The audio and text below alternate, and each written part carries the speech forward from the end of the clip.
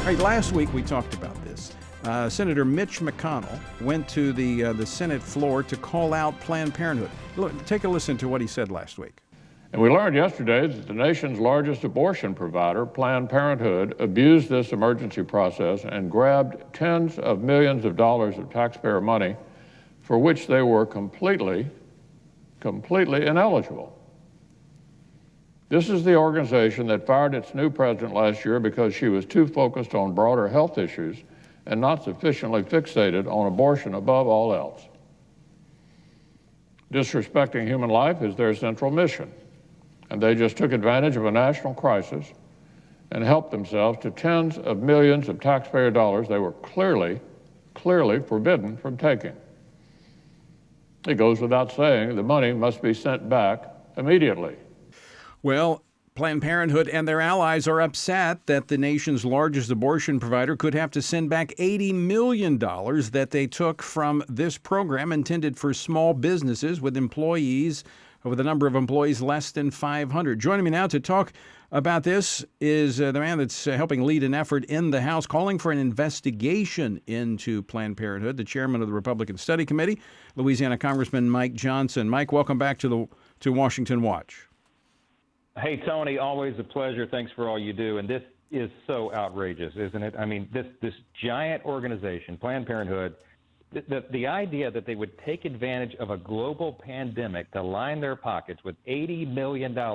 These are the Paycheck Protection Program funds, you said. These are precious taxpayer dollars in short supply, desperately needed by legitimate small businesses all around the country. That's what Congress intended it for. But Planned Parenthood, with their 16,000 employees, all their affiliates, they dipped their hand in this cookie jar. They did it unlawfully, and they need to return the money, and they need to be investigated. Now, Mike, other businesses that have affiliates in smaller groups of employees, less than the 500, but they collectively have more than 500, they realized they could not participate in the program, and so they sent the money back because they realized they violated the rules, but not Planned Parenthood. That's exactly right, and many of them never applied for the PPP because they read the rules. They had attorneys and accountants look at it for them, and deeply regretful that they could not participate. I have a number of businesses in my district, as all other members of Congress do, who are legitimate. I'm thinking right now of a furniture store that has a series of stores around our region. It's a third-generation business, critical, a lifeline to our community, and deeply revered and treasured there. But they could not participate in this because they were just over the 500-employee limit. So they fell between the cracks of these federal programs that were designed to keep them afloat, and they're really struggling. And the idea that they would comply with the law, this is a business that employs scores, hundreds of people in my region there. They couldn't participate, but Planned Parenthood does. It's crazy. We sent a letter last week, Tony, as you know. Senator Rubio led in the Senate, and my colleague Jody Arrington of Texas and I in the House. 94 representatives in the House and 33 senators signed on to that. And we're urging just what you said, the Small Business Administration, they have jurisdiction over this. We think they need to investigate Planned Parenthood here, and those dollars, every red cent of those dollars need to be returned, and to be absolutely certain that not a cent is used for abortion services in this country. That would violate everything we stand for.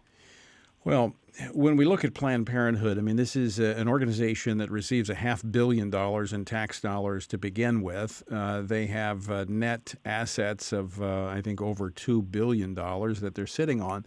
But they have an affiliated PAC political arm in which they make campaign contributions. And not surprising, I should say, is that the Democratic lawmakers that are rallying around them are recipients of the Planned Parenthood largesse, which in the last election cycle was about $500,000 just to congressional candidates.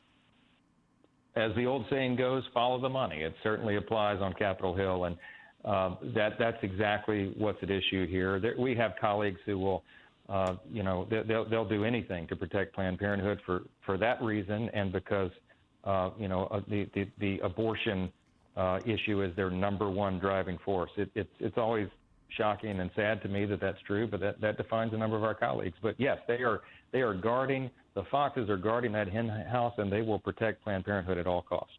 See, I think Congress should pass a law that if you receive any type of government funding, that you should not be able to turn around and then make campaign contributions. I know that it's coming from a different pocket, but money is fungible, and I think it's abhorrent that people can get money from our government coffers and then turn around to protect it. They give campaign contributions to the members who make those decisions. Certainly raises a lot of eyebrows. You're right. And all the campaign finance reform in the world won't fix the appearance of impropriety there. And that's, it's an ongoing problem. But particularly right now, as we say, at the time of a pandemic, the idea that they would take advantage of a program like this, knowing that it was put together so quickly and it was rushed out into the field so that we could get immediate relief to the people that were so desperately in need of it.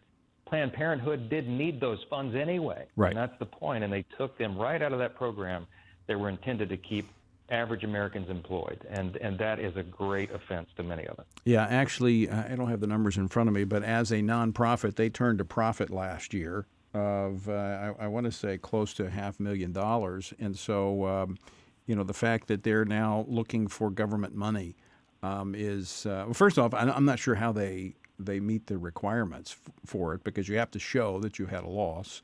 But again, the fact that they have 16,000 employees when the limit is 500. So let me ask you this question, Congressman Mike Johnson.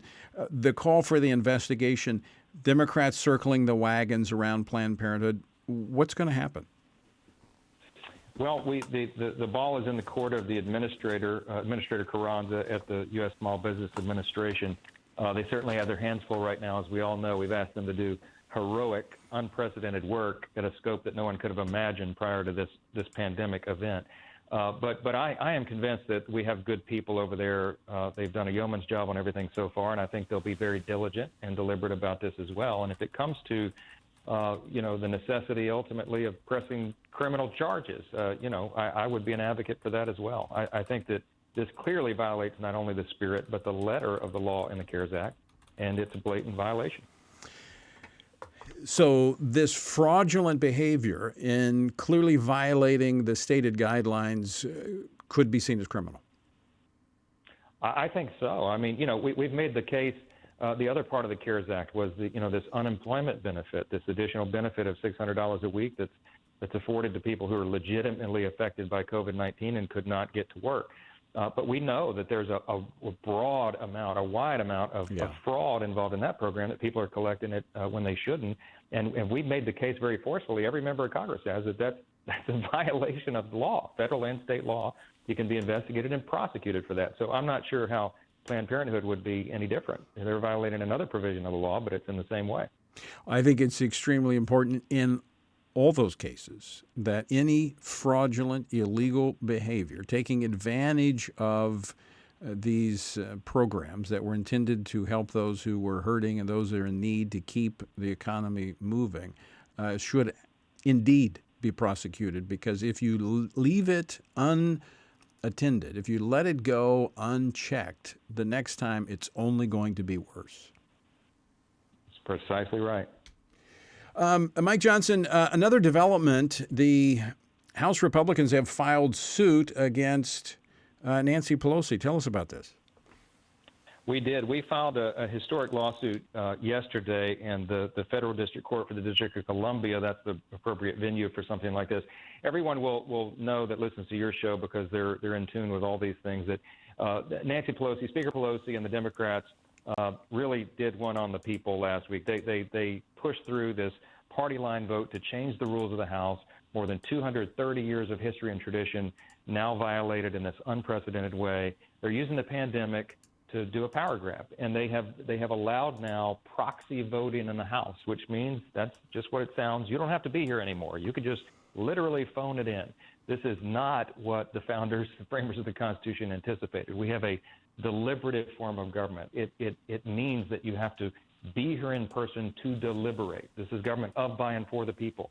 The people can't be here every day to do the government's business, so they send elected representatives to do it. That is the framework of our system of government, and now the Democrats don't want to be here. So now one member on the floor could vote as much as 11 times for 10 colleagues who don't want to be here.